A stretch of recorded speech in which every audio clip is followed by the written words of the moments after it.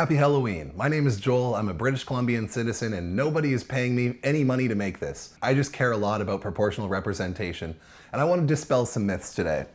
So there's this idea going around that under proportional representation, extremists get power in our government and can take over. That's malarkey. So let's just first break down first past the post versus proportional representation. I'm a dad. I have 10 children. I know. Don't judge. Don't judge. Okay, so I've got 10 children and I say, hey kids, we're gonna get a new pet. What do you guys want? 4 of my children go, we want a cat. Okay, you want a cat? Cool. 3 of my children say, we want a corgi. You know, those little cute dogs with the, corgi. And 3 of my children want a golden retriever. So we're gonna do an election through first past the post. Okay guys, looks like we're getting a cat. Now these 6 people are like, whoa, whoa, whoa.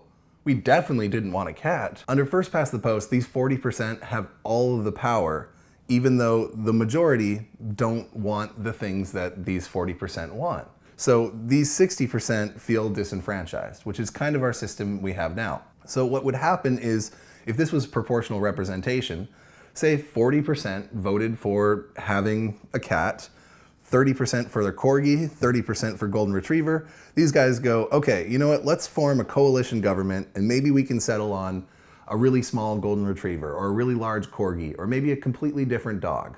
Okay, great. Democracy. Now let's talk about the extremist side of things, okay?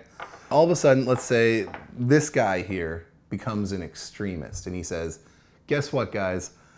I don't want a cat or a dog. I want a fucking grizzly bear. All these people are like, whoa, you want a grizzly bear in our house as a pet? So all of these people agree that it is a bad idea to have a grizzly bear. And luckily, these are our representatives.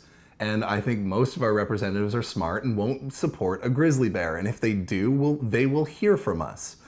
So let's say we go back to first past the post and this grizzly bear guy has a really good campaign.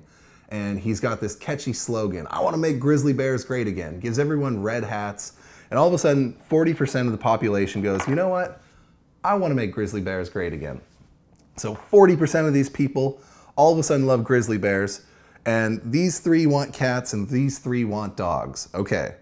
So the cats and dogs people have a lot more in common than the people who want freaking grizzly bears. But it's first past the post. Let's do a vote. They vote, boom. Holy shit. These 4 guys just voted to get grizzly bears into our government. And guess what? They have all the power.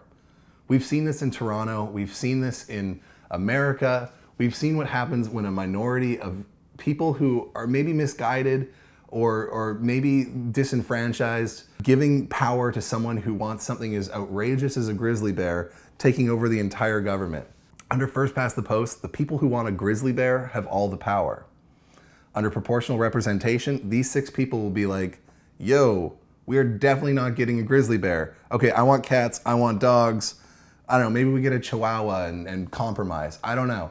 But anything, these guys would be much happier with a cat or a dog than they would a grizzly bear. I'm voting for proportional representation.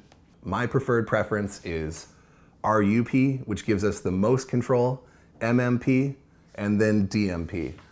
I will hopefully be doing a video explaining those soon. I just need to get my hands on a whiteboard.